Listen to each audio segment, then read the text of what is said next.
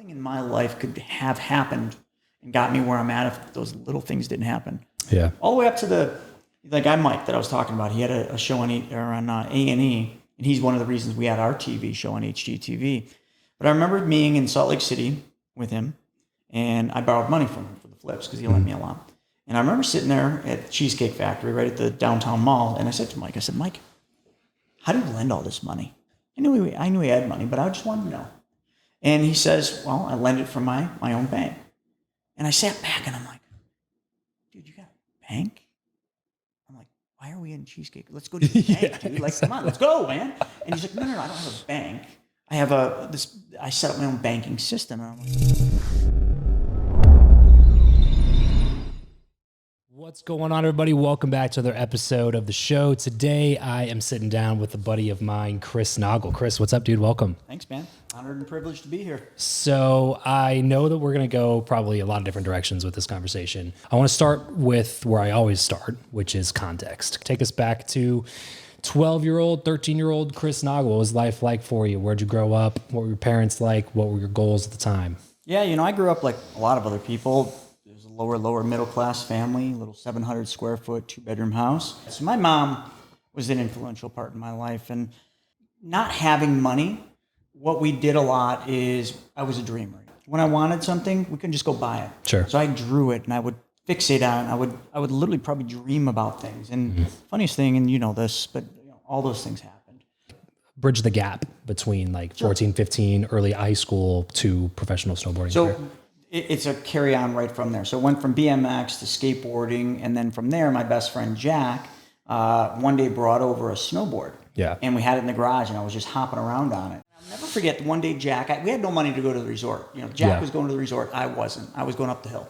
But he took me up and he taught me some things. And I just linked one thing and I linked another and the rest was history. Then it was like by year 2, I was competing. I was ready to be a pro snowboarder. So what in the hell happened between snowboarding and what you do now?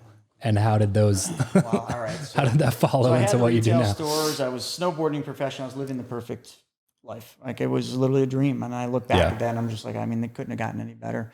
I wasn't making a ton of money, but didn't need money.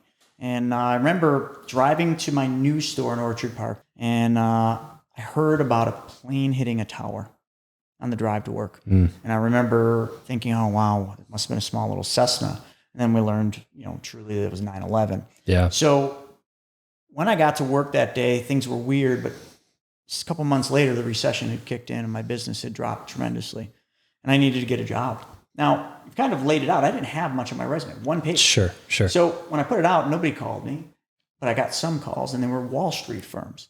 So the only people that wanted this punk snowboard kid who's never put a suit on, hell, I wore a beanie most of the time, was Wall Street. Huh. So I interviewed and my grandma got me a zip-up tie and I wore the first suit of my life. And I ended up taking that job. I didn't stay at that firm long. I went to another one, but that was my entry into Wall Street. And my first year in Wall Street, I made $74,000. So what was supposed to be a temporary job turned into, holy crap, that's more money than I'd ever made. Yeah. Next year was over 100, and then it just went north. And you were selling financial products? Or? Correct. At that time, early on, it was mostly just traditional life insurance, term insurance, just whatever product they wanted me to sell. Let's move into the next phase, which I know you said had to do with ego and 2008 and 9 would be the next phase, which is when I lost it all. Okay. Which is when a lot of people lost it all. Yeah. I was flipping a couple of houses, 2006 and 2007. 2008, I still had my retail stores, still snowboarding professionally, and still doing Wall Street at a high level. I remember coming home one night, my girlfriend, who's now my wife, Larissa, had just moved in, and I remember sitting her down, and I said, sweetie, I need your help. I need your help paying the mortgage. I need your help paying the utilities. And my friend Pete's going to move into that bedroom down the hall. I didn't even think that I only probably had a 10% shot of her sticking around after saying something like that. Yeah. She obviously liked me because she did. Yeah. She's not my wife, but like that was a difficult thing. And then we recouped there. She was working for Bank of America, so she had a steady job, and we were barely scraping by. In 2009, I was reading a lot of Warren Buffett stuff. Okay. I always said buy low. Everything was buy low, right? Yep. Well, real estate was low. So I started buying real estate again. In 2009, I bought apartment buildings, and I didn't stop until 2014. I got up to 36 units. Some people would say, holy cow, that's successful for a young guy. But I made some major mistakes. And everything was fine until I brought the 37th property to that same bank. It was the same bank the whole time. And they said no. And after they said no to that, now that opened the can of worms because my debt to income ratio was out of whack by bank principles. And they froze. I had a line of credit, 2 actually, and they froze both. Really? That was it. That was it. No way. I didn't know this then, but that bank was being bought by a big conglomerate. Gotcha. So they were thinning out their balance sheet. They were getting rid of risky loans, and I was risky. So they froze the line of credit. After they froze the line of credit, I couldn't continue renovations. I got behind on my mortgages. They called one of them. Game over.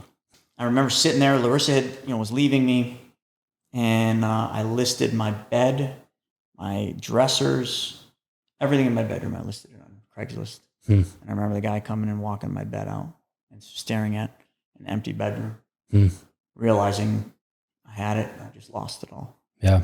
And I went to Thailand for almost a month to try to clear my head. It was the hardest time in my life. There's a lot to be learned in those valleys that will take you into the next mountaintop. So I'm wondering if you could just talk a little bit about that. It's so simple. I've done it enough times. You have to realize that the only way in life to actually fail, the only way you can truly fail at anything, I don't care what it is to quit. Yeah. The only thing I did different than the person that truly failed was they quit and I didn't. I wanted to. Oh my God. Don't for 1 second think I didn't want to quit. Dude, every time I wanted to just throw the towel in. See, up to this point, I hadn't learned enough. I just didn't quit. That's all. The next phase is where everything changed. And this is 2014. Remember, I'm in my apartment. Larissa had kind of come back into the mix now. So we're back. We're getting back. Okay. And I get a postcard. Normally I would have just thrown these out. I don't know why I looked at this one. It was like a bigger one. Flip it over. If you come, we'll give you a free iPod shuffle. Now this time I had been running a lot. I had nothing to lose. But I now had an iPod shuffle to get just for going there. Yeah. Mike and Greg walk up on stage. Start talking about money.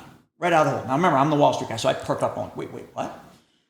But when they got into it, about 5 minutes in, I realized I knew nothing about what they were talking about. And I'm like, holy crap.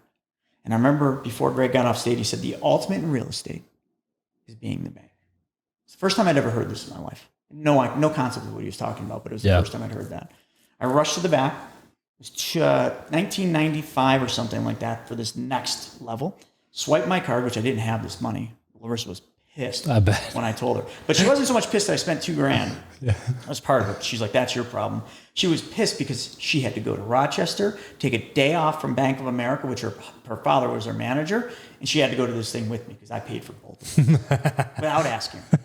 Folks, men, careful with that one. But we went to this thing, and dude, it was just where everything changed. Yeah. Nothing in my life could have happened and got me where I'm at if those little things didn't happen. Yeah. All the way up to the guy Mike that I was talking about. He had a show on A&E, and he's one of the reasons we had our TV show on HGTV.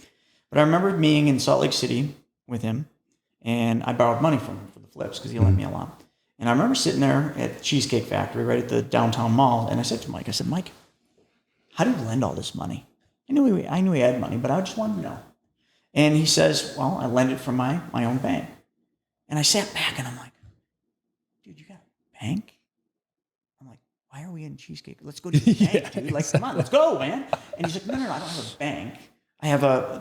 I set up my own banking system. And I'm like, what are you talking about? I'm listening. I'm like, what are you talking? Tell me. And he's like, well, this guy, Brent, helped me set up a whole life policy instantly.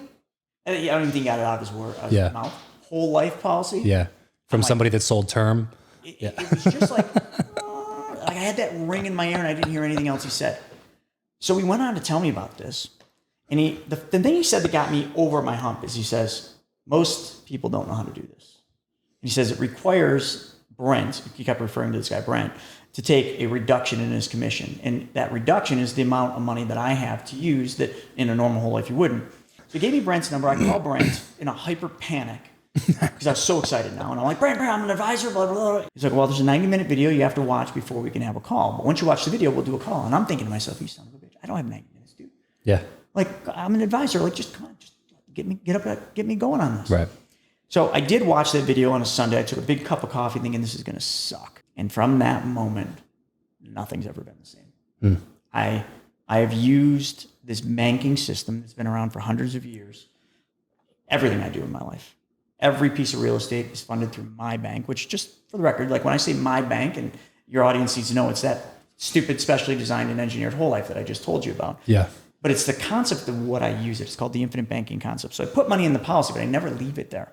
I immediately take it out and make it go to work. The insurance company will let you use your death benefit anytime you want with no questions, you just click a button. Here's part of your death benefit, up to the amount of cash you have in your account as collateral. And when you do that, you're holding the money in your hand. So now that money can go to work for you anywhere you want it to. I was just paying credit cards off with it, but I never stopped earning interest and dividends on every penny that I put into it. So I've literally tapped into, I didn't know this then, but Albert Einstein's theory of compound interest, the eighth wonder of the world. Uninterrupted, because my money's never interrupted. Once you get into this and you start doing this, the first couple of years are the hard years. But once you get into it, it just gets better and better and better. And it doesn't take luck. It doesn't take the market. It doesn't take anything. Like the recession happens, nothing changes in mine. Yeah. You know, that's why Walt Disney used this. He started Walt Disneyland using a loan from his policy, doing the exact same thing. Really? Rockefeller's, Rothschilds, their family bank. You've heard this a million times. Why is it every generation's wealthier? Money never leaves their family. It's always in their control. And this is what we're talking about at the beginning, right? Success leaves clues. When you start looking at the Rockefellers, one of the most successful families of all time, and realize that that's the way that they protect their wealth against delineation of future generations and bad decisions of people in the future, right? And then you look at all of the banks, which are the smartest money managers in the world, and they own more whole life policies. It's like, well, maybe there's something to this whole life thing. Look it up. I mean, they can look up how much they own. Go to fdic.gov and type in BOLI, BOLI, bank owned life insurance. The top 5, and this is old. This is, I think, 2 years old already. The top 5 banks have $75 billion in whole life. If you do all the banks in the country, we tried figuring it out the other day. I just don't have a calculator. We'll hold enough numbers. It's in the trillions. Yeah. So is it because banks are stupid, or do they seriously know something we don't know? Right. Of course they know something. They understand compound interest. So did Albert Einstein.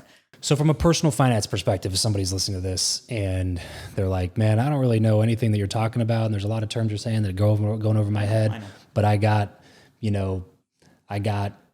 6 months of a rainy day fund in my bank account, and I got another 10 grand to play with, and I just don't know what to do, and I don't want to make any dumb decisions. Where should they start? Like, is it a good idea to keep a rainy day fund in your personal bank account, or should you immediately start buying? You should definitely keep a rainy day fund. I mean, I never keep more than $10,000 in someone else's bank. I just don't. Okay. But I think anyone should at least have 3, maybe even 6 months of an emergency fund just sitting in a checking account. And I know that's not wise to do, but just until you learn this and really understand how to do this, like, go slow into it. Is it just as accessible? You put the money in, you can immediately take it out in the first 30 days. Most people can take it out immediately in the next couple of days. To do what I just explained to you, to have access to your money in the first 30 days and have that high percentage available, there's one thing that has to happen. It's in the design of the contract. The advisor selling that, me, when I build these for people, I have to take up to a 90% cut in my pay.